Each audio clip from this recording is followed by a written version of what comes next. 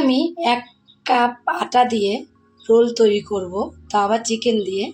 এই 1 কাপ আটা দিয়ে রোলটা আমি কিভাবে তৈরি করব, তোমরা প্রথম থেকে শেষ পর্যন্ত পুরো ভিডিওটাকে দেখতে থাকো।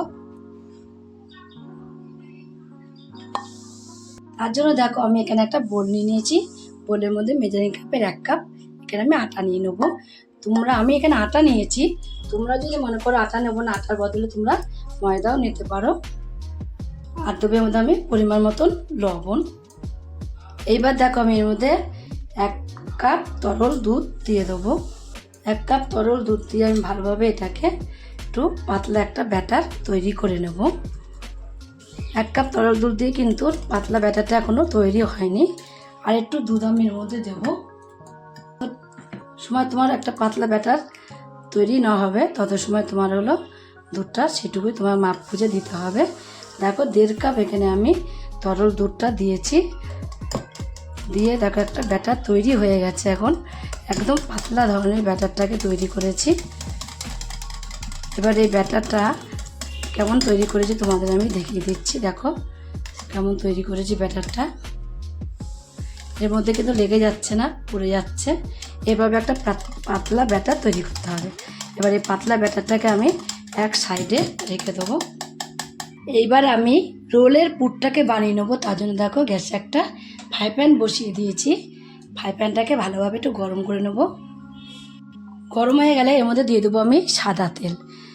পুরটা রান্না করার জন্য সাদা তেল দিয়ে রান্না করছি আমি। তোমরা যদি মনে করো সরষের তেল দিয়ে করবো, সেটাও তোমরা করতে পারো। তোমাদের কাছে যা আছে তোমরা তাই দিয়ে পুরটাকে রান্না করে নিতে পারো।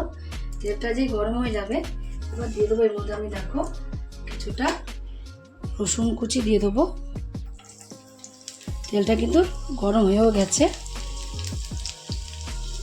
রসুন কুচিটাকে আমি একটুখানি আগে নাড়াচাড়া দিয়ে নেব। রসুন কুচিটাকে আমি একটুখানি হালকা করে একটু আগে ভেজে নিয়েছি। রসুন কুচিটাকে হালকা করে ভেজে নিয়ে এবার আমি দিয়ে দেবো কিছুটা এর মধ্যে পেঁয়াজ কুচি। পেঁয়াজ কুচিটাকেও একটু এর সাথে ভেজে নেব। দেখো হালকা কালার পেঁয়াজ কুচিটার মধ্যে চলে এসেছে। এবার এর মধ্যে দিয়ে দেবো আমি কিছুটা গাজর কুচি। সবজিটা তোমরা তোমাদের ইচ্ছা মতো দিতে পারো। আমি এখানে গাজর দিয়েছি, তোমরা যদি মনে করো ক্যাপসিকাম দেবো তোমরা সেটাও দিতে পারো, বা বিনস দেবো সেটাও দিতে পারো। সবজি তোমাদের কাছে যেমন থাকবে তোমরা সেরকমই সবজি এর মধ্যে দিয়ে দিতে পারো। এবার সবজিটাকেও আমি এর সাথে ভালোভাবে ভেজে নেব। অল্প একটু আমি সবজিটাকেও ভেজে নিয়েছি। এবার আমি দিয়ে দেবো এর মধ্যে দেখো কাঁচা লঙ্কা কুচি দেবো। আমি অল্প করে কাঁচা লঙ্কা কুচি নিয়েছি। তোমাদের যদি মনে করো ঝালটা বেশি করে খাবো, তাহলে তোমরা ঝালটা বেশি করে দিতে পারো। কিন্তু বাচ্চারা ঝাল মোটেই পছন্দ করে না, বা খেতে পারে না, অনেক বাচ্চারাই খেতেই পারে না বাচ্চারা। তার জন্য তোমরা লঙ্কাটা এখান থেকে বাদ দিয়ে দিতে পারো, বা অল্প করে একটু লঙ্কার গুঁড়োও দিয়ে দিতে পারো। বড়োরা খেলে ঝালটা বেশি করে দেবে। আর দেবো একটু টমেটো কুচি।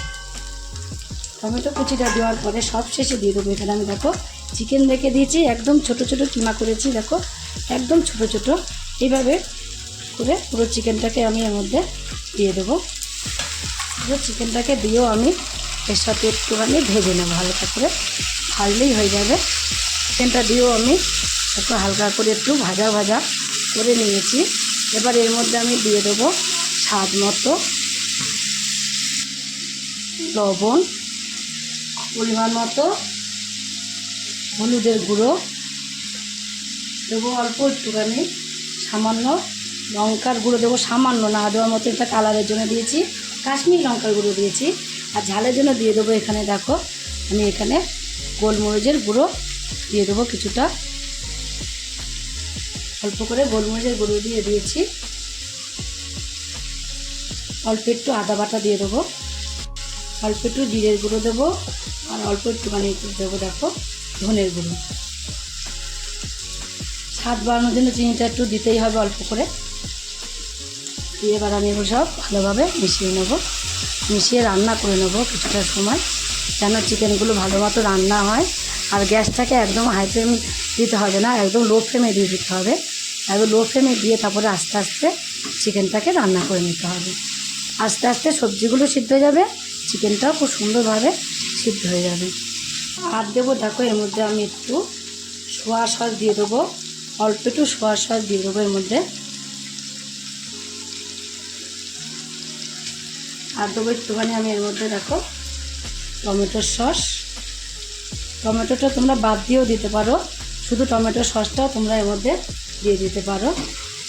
সসটা দিয়ে দেখো কত সুন্দর কালারটা লাগছে দেখতে।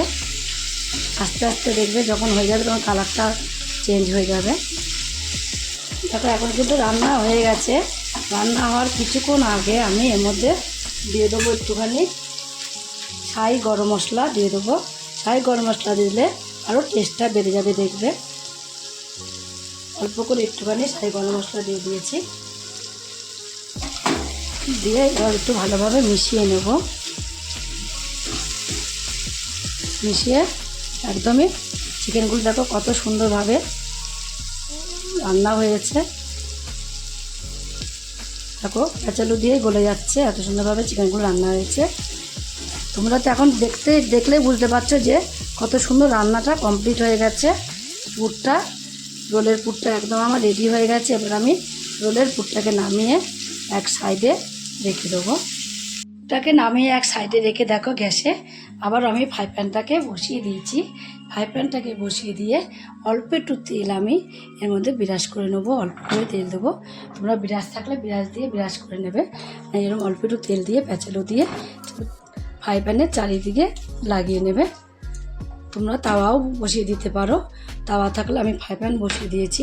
ফ্রাই প্যান বসিয়ে যে ব্যাটারটাকে আমি আটা দিয়ে তৈরি করে রেখে দিয়েছিলাম ওখান থেকে এখানে আমি ব্যাটার দিয়ে দেবো। দেখো প্রায় 2 আটা ব্যাটার আমি এর মধ্যে দিয়ে দিয়েছি। 2 আটা ব্যাটার দিয়ে এইভাবে আস্তে আস্তে করে এভাবে একটু ঘুরিয়ে নিতে হবে। ডান্ডিটা ধরে এইভাবে ঘুরিয়ে নিতে হবে, ঘুরিয়ে গোল করে এভাবে গোল করে নিতে হবে। ভালোভাবে রান্না করে নিতে হবে এটা। যেই ভালোভাবে রান্না হয়ে গেলে তোমরা দেখলে বুঝতে পারবে যে ওপরটা এগুলো ভালোভাবে সব শুকিয়ে যাবে, শুকনো হয়ে যাবে। তোমরা না দেখলে বুঝতে পারবে না। আগে আমি একটা তৈরি করে দেখিয়ে দিই তোমাদের, তাহলেই তোমরা বুঝতে পারবে।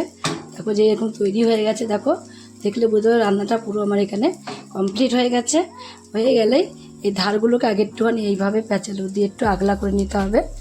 এইভাবে প্যাঁচালু দিয়ে আগলা করে নিয়ে বা ধারগুলোকে কত সহজে উঠে গেল ধারগুলো। তারপরে এইভাবে আমি রুটিটাকে তুলে নেব। যদি না ওঠে লম্বা রুটি দেখো উঠে গেছে, এমনি উঠে গেছে। যদি না ওঠে এভাবে ভাঁজ করে দেবে, ভাঁজ করে দিয়ে তারপরে নামিয়ে দেবো। এইভাবেই সব রুটিগুলোকে আমি তৈরি করে নেব। ওইদিকে আমি রুটিগুলো তৈরি করতে দেখো এখানে আমি চিজ নিয়ে নিয়েছি। চিজটাকে আমি গ্রেটার দিয়ে গ্রেট করে নেব। আমি 2টো চিজ নিয়ে নিয়েছি এখানে। তোমাদের যা যেটুকু লাগবে সেটুকু নিয়ে নেবে। পরিবারে যদি অনেক লোকজন হয় তাহলে কিন্তু বেশিই লাগে, সবসময় জানবে।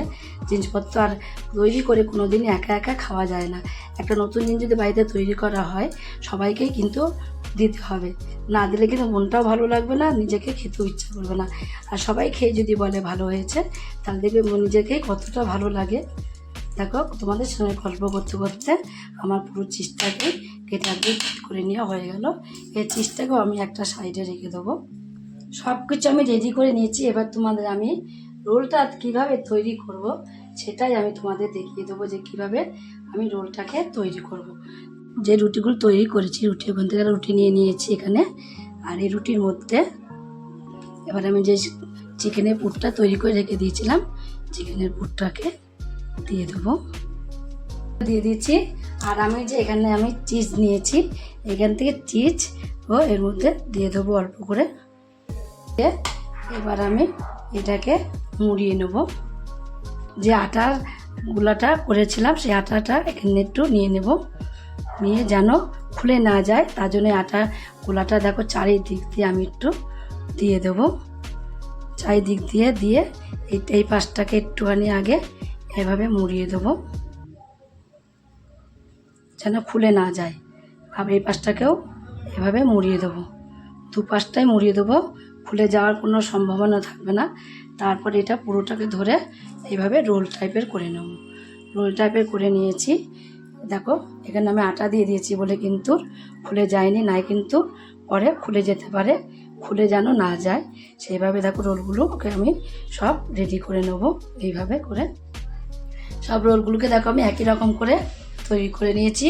এবারে তৈরি করা রোলগুলোকে আমি এক সাইডে রেখে দেবো। তোমরা যদি মনে করো এই রোলগুলোকে সংগ্রহ করে ঘরে রেখেও দিতে পারো, যখন ইচ্ছা তখন তোমরা এটা তৈরি করে খেয়ে নিতে পারো ভেজে। তৈরি করে ভেজে আবারও ফ্রাই প্যানটাকে আমি বসিয়ে দিয়েছি। ফ্রাই প্যানটা বসিয়ে দিয়ে আমি এর মধ্যে তেল দিয়ে দেবো, সাদা তেল। অল্প করেই সাদা তেলটা আমি এর মধ্যে দিয়ে দেবো। দিয়ে এইভাবে একটুখানি ঘুরিয়ে নেবো, পুরো ফ্রাই প্যানে যেন লেগে যায়। ঘুরিয়ে নিয়ে এবার যেগুলো রোলগুলোকে আমি এখানে তৈরি করে রেখে দিয়েছি সেই রোলগুলো একটা একটা করে এখানে দিয়ে দেবো। দিয়ে একটু ভেজে নেব। এক পাশ হয়ে গেলে আরেক পাশে এইভাবে একটু ঘুরিয়ে ঘুরিয়ে দিতে হবে। এইভাবে উল্টিয়ে দিতে হবে, এক পাশ যে হয়ে যাবে উল্টিয়ে দিতে হবে এইভাবে। এই রোলগুলো তোমরা এখনও যারা খাওনি তারা অবশ্যই বাড়িতে তৈরি করে খেয়ে দেখবে কতটা সুন্দর লাগে। দেখো এইভাবে আমি ঘুরিয়ে ঘুরিয়ে ভালোভাবে চারিদিকটা যেন ভালোভাবে ভাজা হয় সেভাবে আমি ভালোভাবে ভেজে নেব। দেখো ভাজার সময় কিন্তু খুলে যায়নি। অবশ্যই তোমরা পাশে যে আটাগুলো দিয়ে আমরা এই রুটিগুলো তৈরি করেছি সেই আটাগুলো কিন্তু দিয়ে দেবে অবশ্যই করেই, তাহলে জল দিতে যাবে না, জল দিলে আবার খুলে যেতে পারে ভাজার সময়। দেখো ঘুরিয়ে ফিরিয়ে কিন্তু খুব সুন্দর করে ভেজে নিয়েছি। কত সুন্দর লাগছে দেখতে, খাওয়ার চেয়ে কিন্তু দেখাটা বেশি সুন্দর। দেখতে যদি সুন্দর হয় খেতে কিন্তু খুবই সুন্দর লাগবে। তেমন ভাবে ভেতরে চিকেনের পুর আছে, ও যা জমে যাবে না, মানে ফ্রাই প্যানটা শুধু গড়ে গড়ে চলে যাচ্ছে।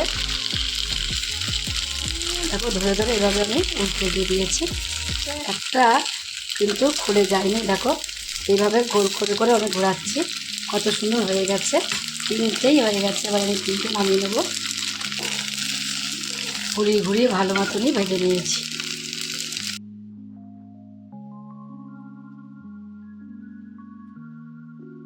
তিনটে আমি নামিয়ে নিয়েছি, বাকি যেগুলো আছে সেগুলোকে একই রকম করে ভেজে তৈরি করে নেবো। ও 1 কাপ আটা দিয়ে আমি সব রোলগুলোকে তৈরি করে নিয়েছি, একদম নতুন ধরনের রোলগুলো। তোমরাও এইভাবে একদিন রোল তৈরি করে খেয়ে দেখো। তোমাদের যদি রোলটার খেয়ে ভালো লাগে, তোমরা যদি ফেসবুক থেকে দেখো ফেসবুকের পেজটি ফলো করে দেবে, যদি ইউটিউব থেকে দেখো ইউটিউবের চ্যানেলটি সাবস্ক্রাইব করে দেবে, পাশে থাকা বেল আইকনটা প্রেস করতে ভুলবে না, তাহলে নতুন নতুন রেসিপিগুলো তোমাদের কাছে তাড়াতাড়ি পৌঁছে যাবে। আর আমার চ্যানেলে নতুন বন্ধু হয়ে থাকো, সাবস্ক্রাইব করেনি প্লিজ সাবস্ক্রাইবটা করে দেবে, সবার আগে তোমাদের কাছে নোটিফিকেশন ঢুকে যাবে। ছোট্ট করে লাইক করো, কমেন্ট করো, অনেক অনেক শেয়ার করো। নমস্কার বন্ধুরা, দেখা হবে আবার এই রেসিপিতে।